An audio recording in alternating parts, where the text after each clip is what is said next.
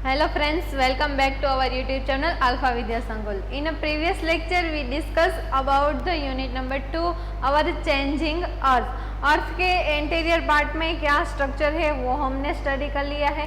अब उसके upper part में क्या चेंजेस आते हैं वो हम स्टडी कर रहे थे।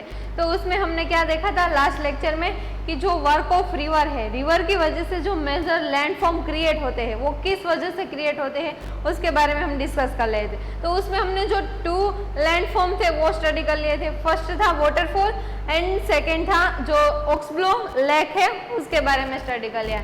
तो जो वाटरफॉल होते हैं वो कैसे क्रिएट होते हैं, जैसे कि जो भी रिवर फ्लो आता है जिसमें जो उसका पार्ट होता है उसमें हार्ड रॉक होते हैं और उसके इंटीरियर पार्ट में क्या होता है तो उसके इंटीरियर पार्ट में सॉफ्ट रॉक होते हैं। अब ये सॉफ्ट रॉक क्या हो गए कि जो रिवर का पानी होगा यानी कि रिवर वाटर होगा उसमें वो डिजोल्व हो जाएंगे, जिसकी वजह से क्या होगा, जिसकी वजह से सिर्फ और सिर्फ हार्ड रॉक है उसका ही लेयर बचेगा। जो लास्ट में सॉफ्ट लेयर का रॉक होगा उसमें तो वो उसके डिजोल्व होता जाएगा, जिसकी वजह से क्या होगा, जिसकी वजह फॉल का फॉर्मेशन होगा। तो उसे हम क्या कहेंगे, उसे हम वाटरफॉल कहेंगे। अब बात करते हैं ऑक्सब्लो लेक की। तो वो कैसे फॉर्मेशन होता था, तो जो ऑक्सब्लो लेक होता था वो जैसे ऐसे रिवर फ्लो करे, जैसे माउंटेन में आएगी तो माउंटेन में आएगी तो पहले क्या होगा, स्ट्रेट वे में आएगी। जैसे फॉर एग्जांपल हम यहाँ से ऊपर से पानी डालेंगे तो क्या आएगा, सीधा ऐसे स्ट्रेट वे में आएगा। तो जैसे ये माउंटेन में से रिवर आती है वो सिर्फ स्ट्रेट वे में आएगी। उसके बाद क्या होगा, जब वो प्लेन एरिया में आएगी, प्लेन एरिया में आएगी तो क्या होगा, उसमें ट्विस्ट एंड टर्न आने लगेगी। तो ये जो ट्विस्ट एंड टर्न आते हैं वो क्या है, वो एक्चुअल में ऐसे एक बैंड फॉर्म करते हैं, जिसे हम क्या कहेंगे, जिसे हम ऐसे मेंडर्स कहेंगे। तो ये मेंडर्स का फॉर्मेशन हो गया।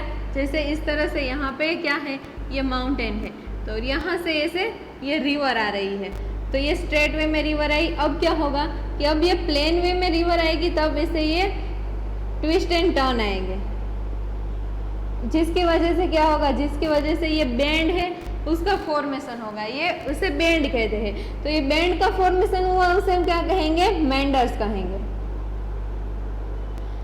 ये मेंडर्स का फॉर्मेशन हुआ, देखो जहाँ पे भी ये बैंड है ना वहाँ पे क्या होगा, वहाँ पे ऐसे सोइल के पार्टिकल्स हो गए या फिर रॉक्स हो गए।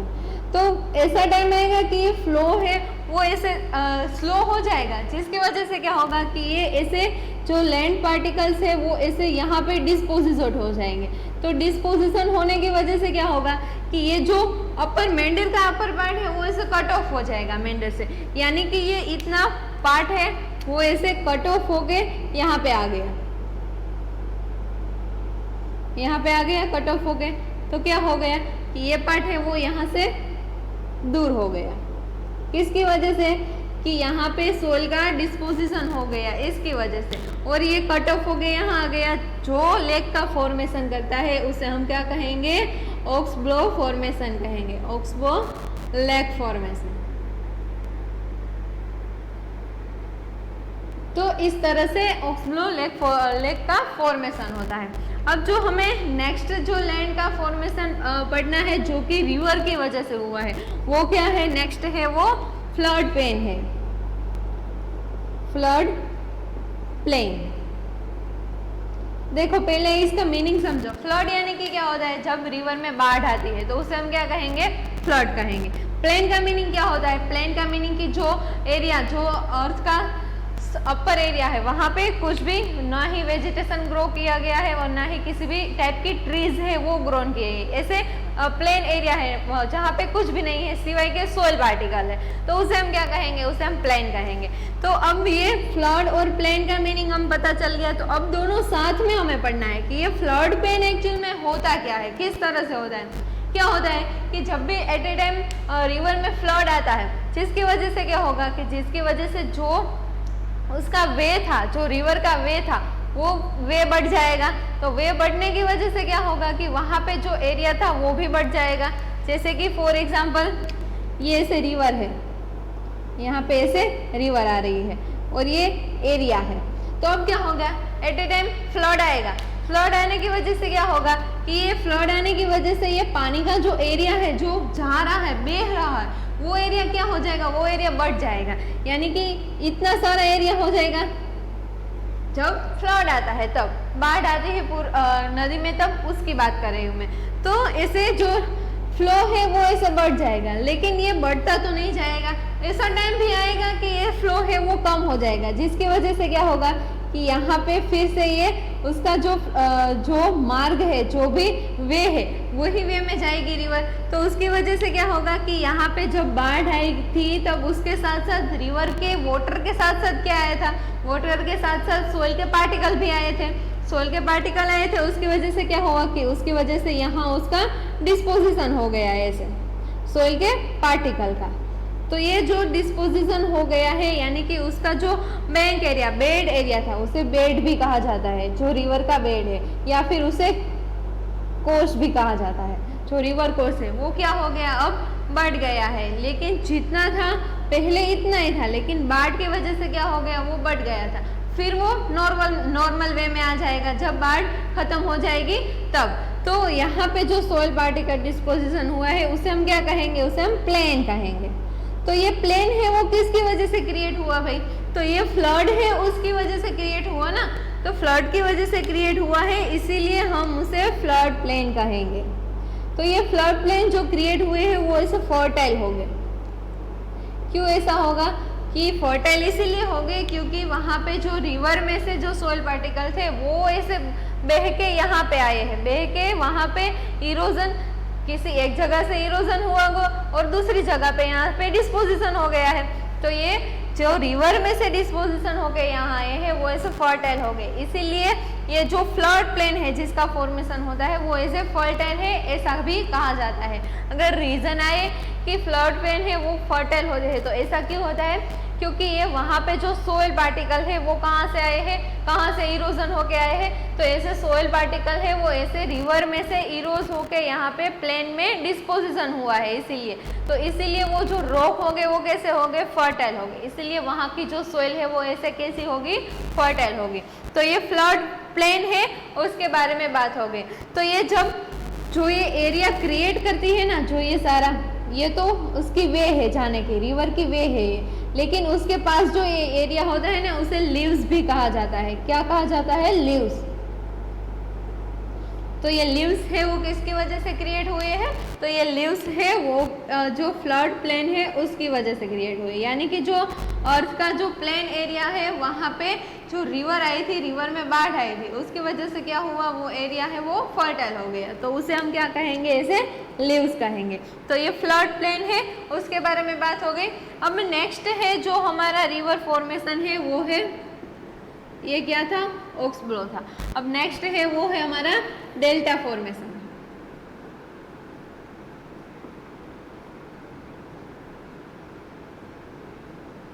तब ये डेल्टा का फॉर्मेशन क्या होता है, यानी फिर या फिर डेल्टा है वो क्या होता है, ये डेल्टा वर्ड है वो कई बार आएगा जो जियोग्राफी है उसमें। तो पहले हम ये डेल्टा क्या है उसके बारे में जान लेते हैं। तो ये डेल्टा का फॉर्मेशन कैसे होता है, देखो पहले यहाँ से कोई भी ये माउंटेन है, तो अब माउंटेन में से क्या रिवर आएगी, उसका फ्लो कितना होगा, हाई फ्लो होगा, ऐसे स्ट्रेट वे में आएगी, फिर क्या होगा, फिर ऐसे मेंडर बनाएगी, मेंडर की वजह से, या फिर यहाँ पे कोई ऐसे ऑक्सब्लो है उसका फॉर्मेशन होगा। तो ये हो गया। अब क्या होगा कि अब ऐसे ये जो रिवर जो उसका फ्लो हो रहा है वो ऐसे डिक्रीज हो जाएगा। एक टाइम तो आएगा ना कि जब ये फ्लो है वो ऐसे डिक्रीज हो जाएगा। पहले यहाँ से जब ओरिजिनेट हुई थी, माउंटेन में से ओरिजिनेट हुई थी ये रिवर, तब उसका फ्लो कैसा था, उसका फ्लो हाई था, हाई फ्लो में वो ऐसे आ रही थी। लेकिन अब क्या होगा कि हाई फ्लो में आ रही थी, इसीलिए इसकी वजह से वो ऐसे मेंडर भी उसे क्रिएट कर रहे थे। लेकिन अब ऐसा टाइम भी आएगा कि उसका जो फ्लो है वो ऐसे डिक्रीज हो जाएगा। कब ये फ्लो डिक्रीज हो जाएगा, जब यहाँ पे जो ये सी है, सी में जब ये मिलने वाली होती है ये जो रिवर, तब ऐसे क्या होगा, तब उसका फ्लो है वो डिक्रीज हो जाएगा। डिक्रीज होने की वजह से क्या होगा कि ये ऐसे कई सारे ट्राइब्स में क्रिएट हो जाएगी, या फिर ऐसे स्ट्रीम में क्रिएट हो जाएगी।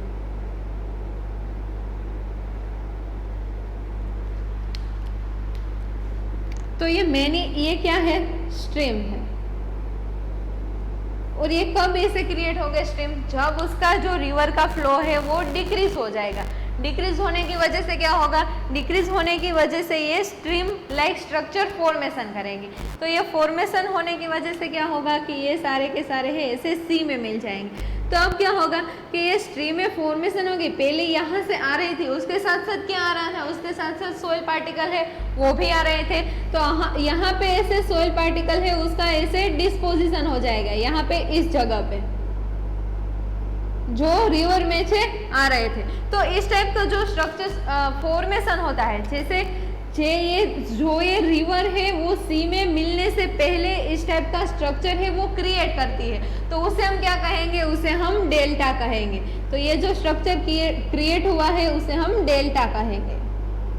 तो डेल्टा की डेफिनेशन क्या हो गई, when the river of flow is decreases and they distributed in a many stream, it is called distributary and this type of structure are created is called delta. तो ये delta का formation कैसे हो गया, आप पता चल गया कि जब भी कोई रिवर है वो ऐसे माउंटेन में से आएगी तब उसका फ्लो हाई होगा, और ऐसे प्लेन एरिया में आएगी तब वो वैसे मेंडर फॉर्म में आएगी।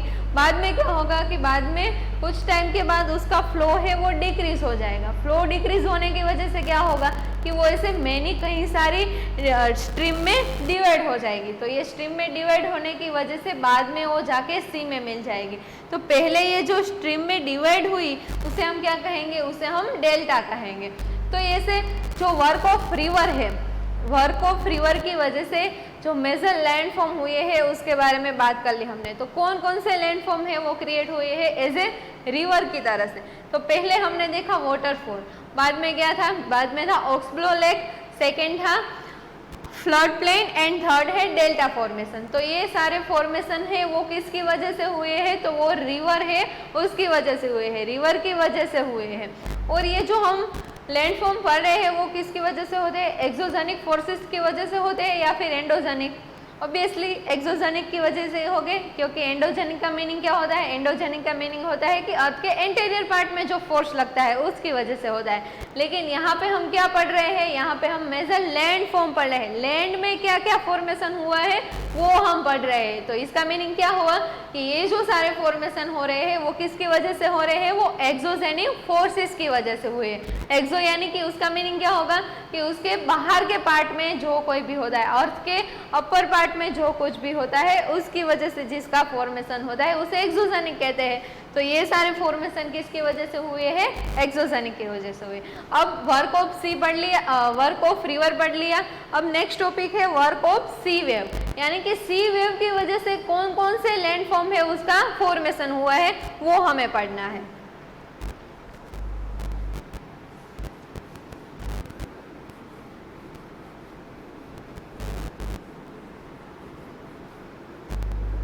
तो नेक्स्ट टॉपिक है वो क्या है हमारा, वर्क ऑफ सी वेव। यानी कि सी वेव की वजह से कौन कौन से लैंडफॉर्म है वो क्रिएट हुए हैं वो हमें पढ़ना है। तो पहले जो लैंडफॉर्म है वो है, पहले हम देख लेते हैं कौन कौन से लैंडफॉर्म है वो क्रिएट होते हैं सी वेव की वजह से। तो फर्स्ट है सी केव, सेकेंड है सी आर्च, आर्चिस या फिर केव्स, थर्ड है स्टोक्स, फोर्थ है सी क्लिप्स, क्लिफ्स, क्लिप्स नहीं बट उसे क्या कहा जाएगा, क्लिफ्स। एंड फिफ्थ है सी बीच।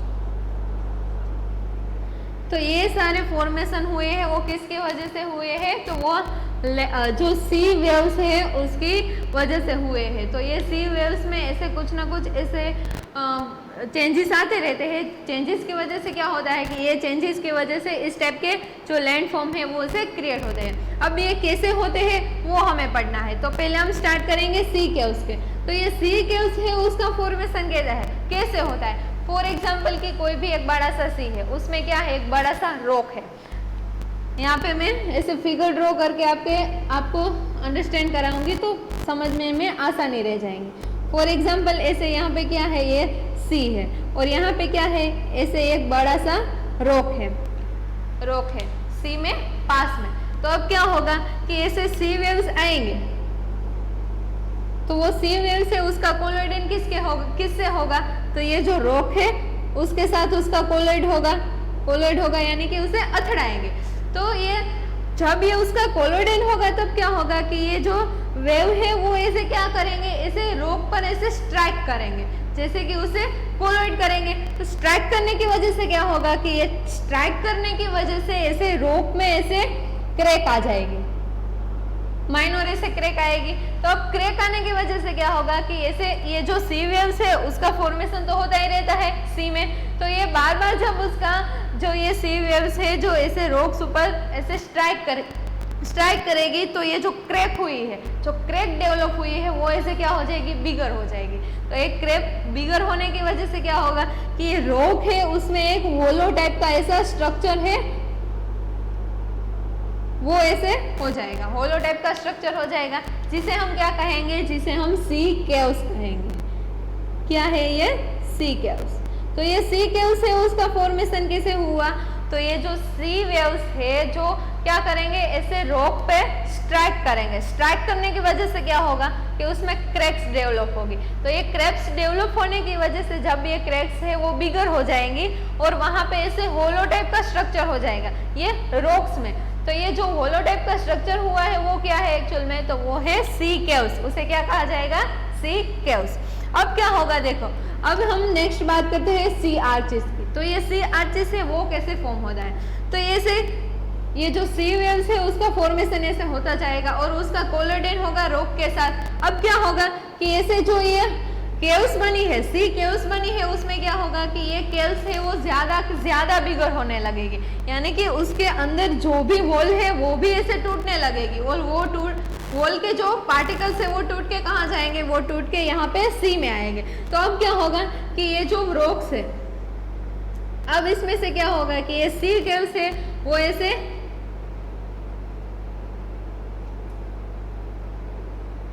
बड़ी हो जाएगी सी केव्स, और वहां पे जो वॉल्स हो गए उसके आर पार केव्स में क्या होता है, केव्स में एक वॉल तो आएगी। ऐसा नहीं है कि हम आर पार ऐसे देख सकते हैं, उसे हम केव नहीं कहेंगे ना। केव क्या है कि आगे से कुछ रास्ता होगा और पीछे बाद में क्या होगा, एक वन टाइप ऑफ वॉल होगी। तो ये वॉल है वो भी टूट जाएगी, उसके पार्टिकल्स भी कहाँ पे आ जाएंगे, उसके पार्टिकल्स भी सी में आ जाएंगे। तो वहां पे इस टाइप का स्ट्रक्चर फॉर्मेशन होगा, ऐसा स्ट्रक्चर कि जहां से हम आर पार सब कुछ देख सकते हैं। यहाँ से भी जो दिखाई दे रहा है वो हम, ये जो रॉक है उसके पीछे क्या है वो भी हम देख सकते हैं, यानी कि आर पार देखने की वजह से जो इस टाइप का स्ट्रक्चर फॉर्मेशन हुआ है उसे हम क्या कहेंगे, उसे हम सी आर्च कहेंगे, सी आर्चेस। तो ये सेकंड हो गया। अब है स्टॉक। तो ये स्टॉक है वो कैसे फॉर्मेट होगा, तो अब ये सी वेव से उसके जो वेव्स है वो ऐसे इंक्रीज हो जाएंगे। तो इंक्रीज होने की वजह से क्या होगा कि ये वेव्स है वहां पे ये जो रूफ बचा है, जो रॉक का रूफ है वो भी ऐसे गिर जाएगा। तो क्या होगा कि अब इस टाइप के स्ट्रक्चर हो जाएगा, यानी कि पहले क्या था, सी आर्चेस में हमें रूफ देखने को मिलता था, लेकिन अब क्या होगा कि अब एक टाइम ऐसा आएगा कि जो रूफ बचा था वो भी ऐसे गिर जाएगा पानी में। तो अब क्या हो गया कि ये एक वॉल टाइप ऑफ स्ट्रक्चर हो गया, ऐसे पिलर टाइप का स्ट्रक्चर हो गया। तो ये पिलर टाइप का जो स्ट्रक्चर हमें फॉर्मेशन हुआ है उसे हम क्या कहेंगे, उसे हम स्टॉक कहेंगे। तो इस तरह से स्टॉक का फॉर्मेशन होता है। अब सी क्लेफ्ट किसे कहा जाएगा, फॉर एग्जांपल कोई भी सी है और वहां पे क्या होगा कि वहां पे ऐसे, यहाँ पे देखो ये सी है तो ये ऐसे वर्टिकल्स वे में ऐसे रॉक का फॉर्मेशन हो गया, वर्टिकल वे में, यानी कि यहाँ पे जो स्टॉक था वो तो खड़ा ही है, लेकिन इस साइड में तो दूसरा स्टॉक है, वहां पे क्या हो गया इस तरह से वर्टिकल। अब हम क्या करेंगे, हम यहाँ से खड़े रहकर ऐसे फोटोग्राफी कर सकते हैं। तो ये जो रॉक है जो वर्टिकल वे में उसका फॉर्मेशन हुआ है सी के अबव में, तो उसे हम क्या कहेंगे, उसे हम सी क्लिफ्स कहेंगे, सी क्लिफ्स। अब सी बीच की बात करते हैं तो वो उसका फॉर्मेशन कैसे होता है। तो हमें पता है जब भी कोई भी सी वेव्स आता है तो उसके साथ साथ क्या आता है, यानी कि उसके साथ साथ उसके सोइल पार्टिकल्स होते हैं वो भी आते हैं। तो वो वहाँ पे क्या उसके कोर्स पे आएंगे, सी के कोर्स पे आएंगे, तो वहाँ पे क्या होगा, तो ये सोइल पार्टिकल का वहाँ से इरोजन होके, यानी कि उसके सी में से इरोजन होके उसके कोर पे उसका डिस्पोजिशन होगा। उसकी वजह से जो प्लेन एरिया क्रिएट होता है, उसे हम क्या कहेंगे, उसे हम सी बीच कहेंगे। तो ये जो 5 टाइप के स्ट्रक्चर है जो किसकी वजह से, जिसका फॉर्मेशन हुआ है, जिसका फॉर्मेशन सी वेव्स की वजह से हुआ है, तो वो कौन कौन से है। सी केव्स कैसे फॉर्मेशन होता है, जो सी वेव्स होते हैं वो ऐसे रॉक ऊपर स्ट्राइक करते हैं, जो वहाँ पे क्रैक डेवलप होता है, और क्रैक डेवलप होने की वजह से क्या होगा कि वो क्रैक है वो ऐसे बिगर होती जाएंगी, और वहाँ पे होलो टाइप का स्ट्रक्चर फाउंड होगा, जिसे हम क्या कहेंगे, सी केव्स कहेंगे। दूसरा है सी आर्चिस, ये जो सी केव्स फॉर्मेशन हुआ है वहाँ पे सी वेव्स के कोलोडेन होने की वजह से क्या होगा कि वहाँ पे सिर्फ और सिर्फ रूफ ही बचेगा, और ऐसा टाइम आएगा कि हम आर पार दोनों देख सकते हैं कि यहाँ पे क्या है और वहाँ पे क्या है, तो उसे हम क्या कहेंगे, इस टाइप के स्ट्रक्चर को सी आर्चिस कहेंगे। और स्ट्रोक यानी कि क्या होगा कि जो रूफ बचा है रॉक का वो भी ऐसे गिर जाएगा, और जो पार्टिकल्स है वो ऐसे सी में आ जाएंगे, तो जो पिलर टाइप का स्ट्रक्चर हमें फाउंड होता है उसे हम क्या कहेंगे, उसे हम स्टॉक कहेंगे।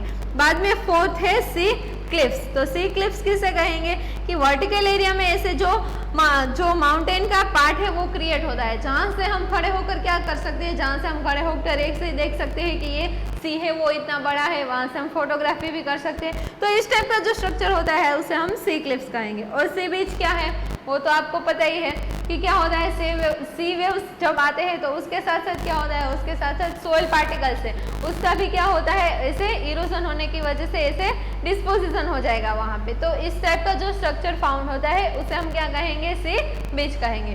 तो ये सी वर्क ऑफ रिवर उसके बारे में स्टडी कर लिया, वर्क ऑफ सी वेव्स उसके बारे में हमने स्टडी कर लिया। तो आज के लिए हम इतना रखते हैं, जो भी डेफिनेशन आई है वो आपकी टेक्स्ट बुक में हो गई, वो आप यहाँ पे लिख लेना।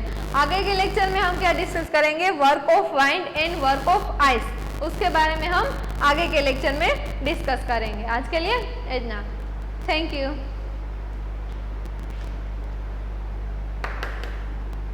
बस आज के लिए इतना, थैंक यू।